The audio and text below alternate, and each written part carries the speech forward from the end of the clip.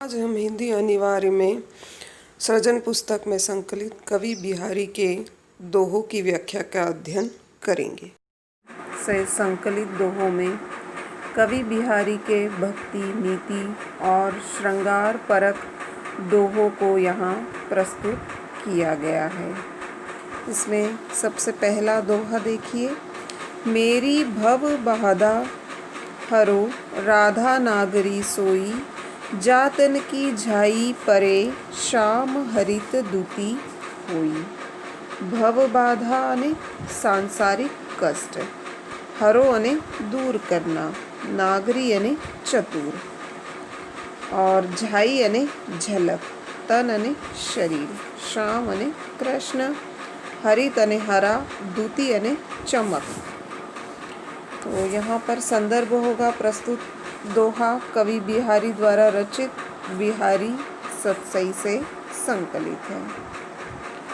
प्रसंग होगा, इस दोहे में कवि ने चतुर राधा से अपनी सांसारिक बाधाओं को दूर करने का अनुरोध किया है।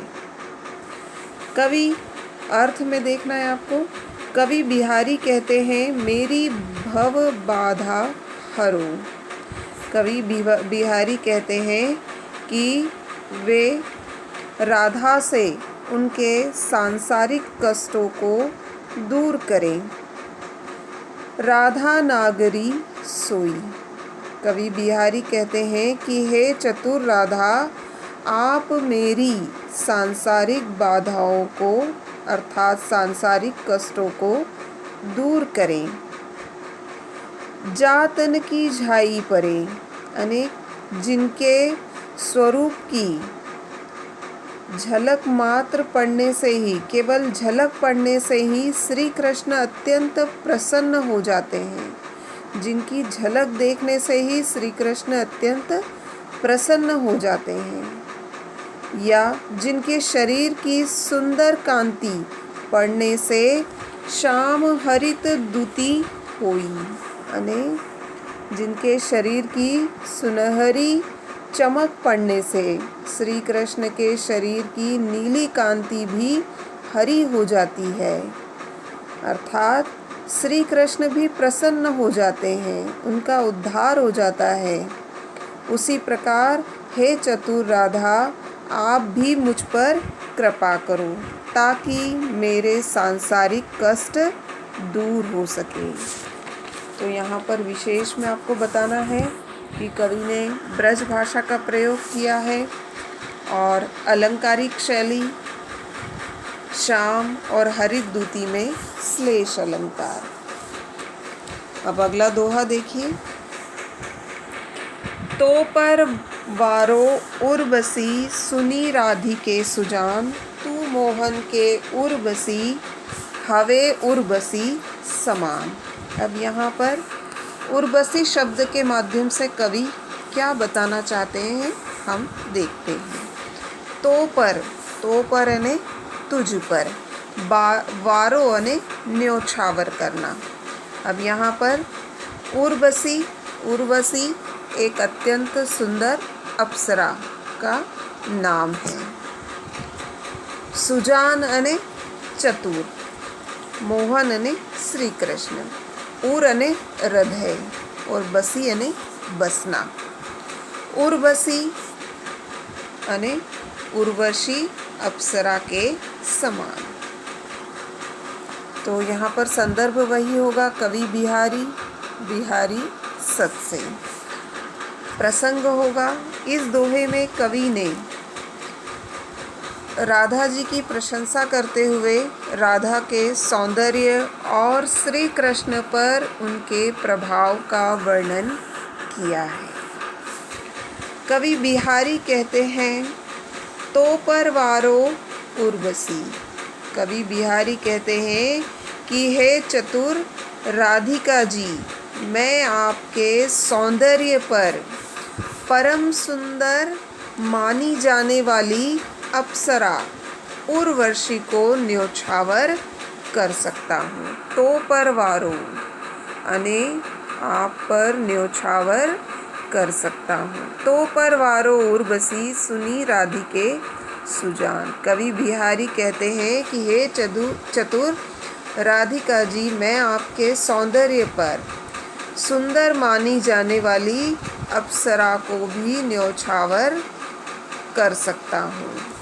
तू मोहन के उर्वशी, आप सभी का मन मोहने वाले श्री कृष्ण के हृदय में, उनके मन में या उनके मन को भी मोह लेने वाली अप्सरा बनकर उर्वशी के समान होकर बस गई हूँ। तो यहाँ पर विशेष में होगा ब्रज भाषा का प्रयोग। यहाँ पर इस दोहे में कवि ने राधा की स्तुति की है और उर्वशी शब्द का चमत्कारिक वर्णन किया है और अलंकारिक शैली का प्रयोग। आगे देखिए, बंधु भय दीन के तार्यो रघुराई, टूठे टूठे फिरत हो झूठे बिरद कहाई। यहाँ पर बंधु अने भाई, दीन अने दुखी या असहाय, तार्यो अने उद्धार करना, रघुराई अने भगवान राम, टूठे टूठे अने बड़े संतुष्ट या प्रसन्न, बिरद अने यश,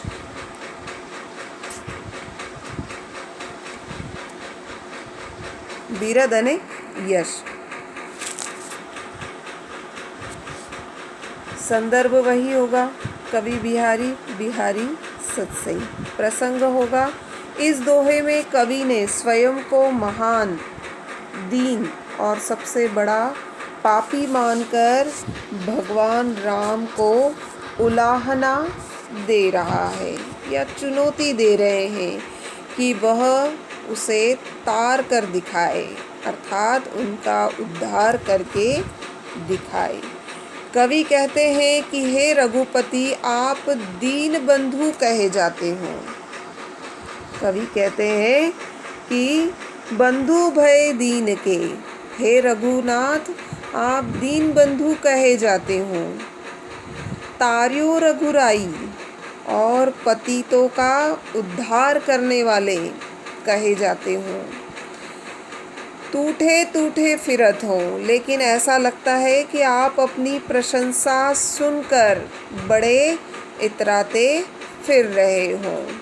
झूठे बिरद कहाई, सच तो यह है कि आपका अभी तक मुझ जैसे दीन और पापी व्यक्ति से पाला नहीं पड़ा है, अर्थात छोटे छोटे दीनों और पतितों का उद्धार करके झूठी प्रशंसा से आप संतुष्ट हो रहे हो। यदि मेरा उद्धार कर दो तो मैं मान जाऊंगा कि आप वास्तव में दीन बंधु हो, पतितों का उद्धार करने वाले हो। तो यहाँ पर भी कवि ने वही आएगा विशेष में ब्रज भाषा का प्रयोग और अनुप्रास अलंकार और पुनरुक्ति प्रकाश अलंकार और चमत्कारिक शैली का प्रयोग। आगे देखिए, कब को टेरत टेरतु दीन रट, होत न श्याम सहाई, तुमहु लागी जगत गुरु जग नायक जग बाई। कब को अने कितने समय से, टेरतु अने पुकारना, दीन रट अने दीनता भरी पुकार से, सहाय अने सहायता के लिए या कृपा के लिए, तुमहु अने आपको, जगत गुरु अने जो सारे जगत का गुरु हो, जगनायक अने जो जगत के मार्गदर्शक हो, जगत के स्वामी हो, जगबाई, जग अने संसार और बाई अने हवा। तो यहाँ पर संदर्भ वही होगा कवि बिहारी सत्सई।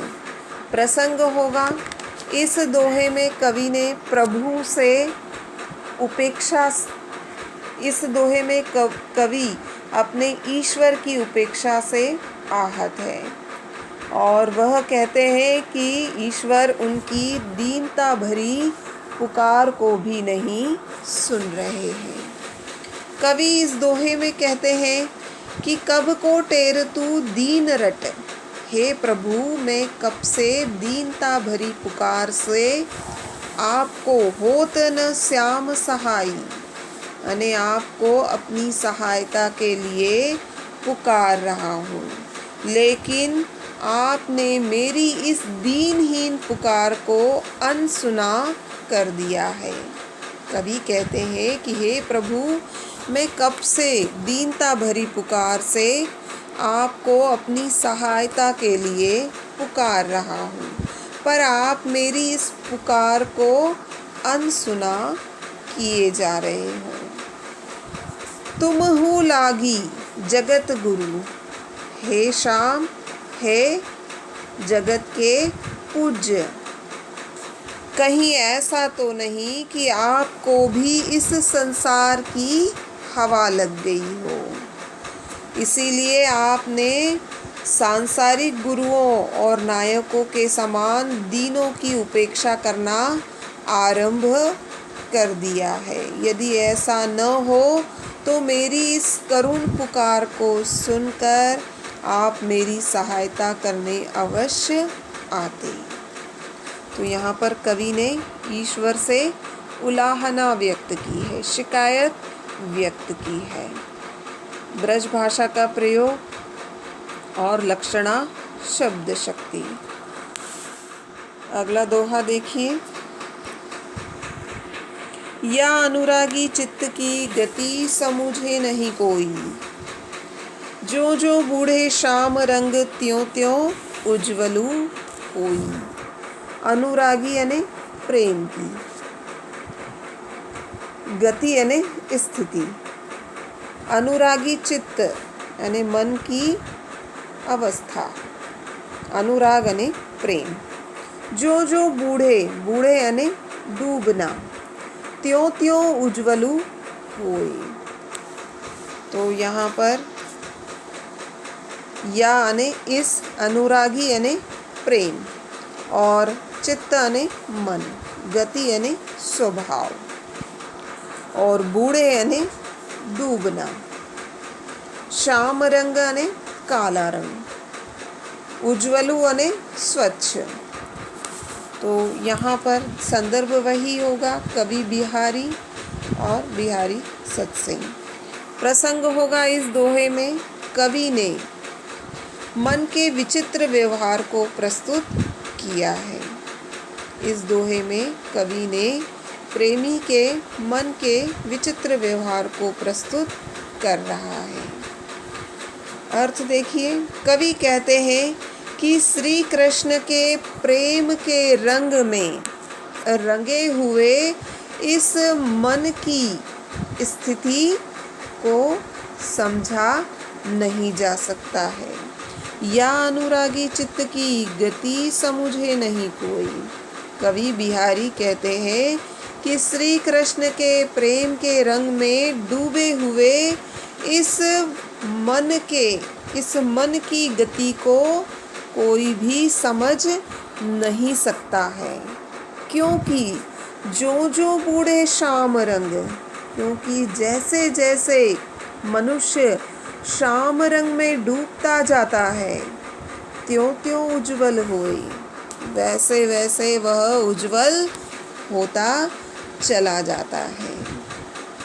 तो यहाँ पर कवि यह बताना चाहते हैं कि श्याम रंग में जो जो व्यक्ति भक्ति करता है, श्याम रंग में डूबता जाता है, वैसे ही उसका मन उज्ज्वल होता जाता है। तो यहाँ पर विरोधाभास अलंकार है कि पहले तो हमें प्रारंभ में क्या होता है, विरोध का आभास होता है कि श्याम रंग में डूबने पर व्यक्ति उज्ज्वल कैसे हो सकता है, लेकिन यहाँ पर कवि ने श्री कृष्ण के प्रेम रंग में डूबने की बात कही है कि उनसे प्रेम में व्यक्ति जैसे जैसे डूबता जाता है वैसे वैसे उसका मन उज्ज्वल होता जाता है। तो ब्रज भाषा का प्रयोग, विरोधाभास अलंकार, लक्षणा, शब्द, शक्ति। आगे देखिए, भजन कहो ताते भजो, भजो न एको बार, दूरी भजन जाते कहो, सोते भजो गवार। यहाँ पर भजन शब्द से तात्पर्य है स्मरण करना। भजन अने स्मरण करना। तासो अने ताते अने उसको, और भजो अने भजन नहीं किया, एको बार अने एक भी बार नहीं। दूरी भजन अने भजन से दूर भागना, ईश्वर की भक्ति से दूर भागना, और भजो अने स्मरण करना, और गवार अने मूर्ख। तो यहाँ पर संदर्भ वही होगा, कवि बिहारी और बिहारी सतसई। अब यहाँ पर कवि ने बताया है कि प्रभु स्मरण से ही मनुष्य का कल्याण हो सकता है। तो यहाँ पर इसी बात को कवि ने बड़ी अलंकार शैली में प्रस्तुत किया है। तो अर्थ देखिए, भजन कहाँ ताते भजू। कवि बिहारी कहते हैं कि कवि बिहारी ने इस दोहे में बताया है कि भगवान के भजन से विमुख गवार लोगों को यहाँ पर संबोधित किया है। कवि कहते हैं कि हमने तुमसे जिसका भजन करने और स्मरण करने या अपनाने को कहा था, भजन कहो ताते भजो। कवि कहते हैं कि हमने तुम्हें, यानी किसको संबोधित कर रहे हैं? मनुष्य को। हमने तुम्हें जिसका भजन करने, स्मरण करने और अपनाने की कहा था, उस ईश्वर का भजो न सको एक बार। उस ईश्वर को का स्मरण से तो तू हमेशा दूर भागता रहा। दूरी भजन जाते कहो, तूने जीवन में एक बार भी उस ईश्वर का भजन नहीं किया, और सांसारिक विषयों से दूर भागने को कहा। यानी जिन सांसारिक विषयों से दूर रहने के लिए कहा, उन्हीं का सेवन किया। सोते भजो, यानी उन्हीं का स्मरण किया, यानी जिन सांसारिक विषय वासनाओं से दूर रहने के लिए कहा था, हे मनुष्य तूने उन्हीं का सेवन किया, तू उन्हीं में डूबा रहा, फिर तेरा उद्धार कैसे हो सकता है। यहाँ पर कवि ने भजन, भजो, भजो, दूरी भजन, भजो, इस शब्द के माध्यम से कवि ने उक्ति चमत्कार का वर्णन प्रस्तुत किया है।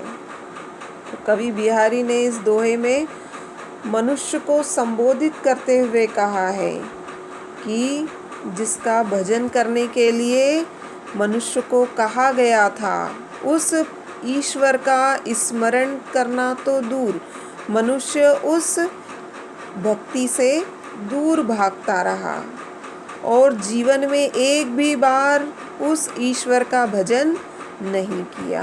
और जिन सांसारिक विषयों से दूर भागने के लिए कहा गया था, मनुष्य ने उन्हीं का सेवन किया और उन्हीं में डूबा रहा। तो अंत में कवि उन्हें, मनुष्य को संबोधित करते हुए कहते हैं कि हे मूर्ख, हे नादान, तुम्हारा उद्धार कैसे हो सकता है। तो यहाँ पर भी कवि ने ब्रज भाषा का प्रयोग है ना, और भजन भज्जो में यमक अलंकार का प्रयोग, अनुप्रास अलंकार का प्रयोग।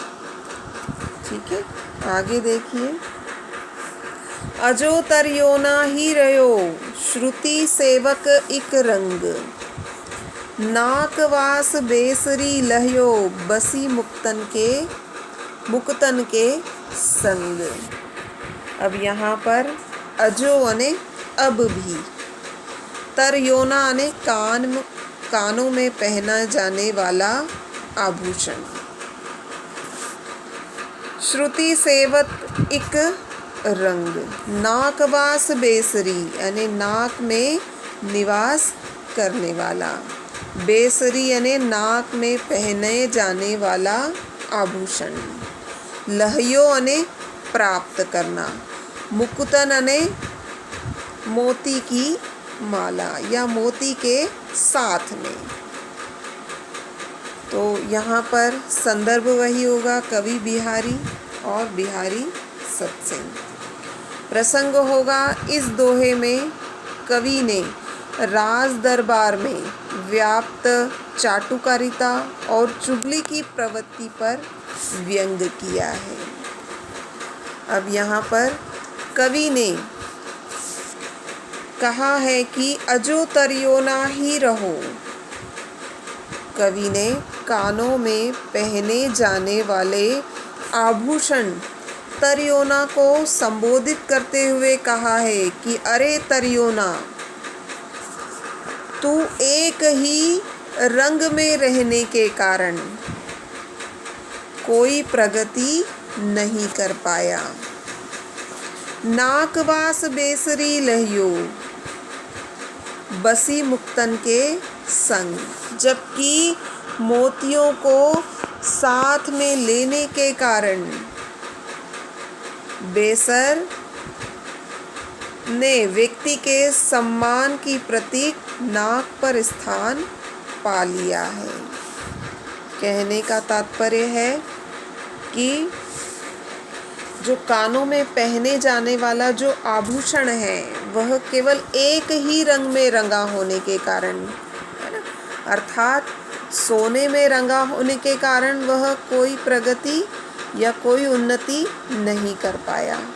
वह केवल कानों में ही पहना गया, जबकि मोतियों का साथ लेने के कारण बेसर जो आभूषण होता है नाक में पहना जाता है, लेकिन वह मोतियों के साथ रहने के कारण उसने नाक पर स्थान पाया या नाक पर स्थान प्राप्त किया। कहने का तात्पर्य है कि जो लोग चाटुकारिता करते हैं, केवल अपना ही स्वार्थ सिद्ध करते हैं, तो वे सीमित रह जाते हैं, लेकिन जो सबको लेकर चलते हैं, निष्पक्ष रहते हैं, वे क्या होते हैं? गर्व का साधन या सम्मान का साधन बनते हैं, वे सम्मान पाते हैं। तो यहाँ पर आपको बताना है ब्रज भाषा का प्रयोग और गागर में सागर, यानी थोड़े में बहुत कुछ कहने की क्षमता का वर्णन। अब अगला देखिए, सघन कुंज छाया सुखद शीतल सुरभि समीर, मनु हवे जातो अजो वहे उही जमुना के तीर। तो सघन अने घना, कुंज अने बाग, छाया सुखद, शीतल अने ठंडा, सुरभि अने सुगंध, समीर अने वायु, और हवे जातु अने हो जाना, है ना, तीर अने तट। अब यहाँ पर संदर्भ वही होगा कवि बिहारी और बिहारी सत्सिंह। प्रसंग होगा इस दोहे में श्री कृष्ण की भूमि यमुना तट के सुखदायी वातावरण का वर्णन किया है। इस दोहे में कवि ने भगवान श्री कृष्ण की रहने वाली भूमि और यमुना के तट के सुखदायी वातावरण का या सुख प्रदान करने वाले वातावरण का वर्णन किया है।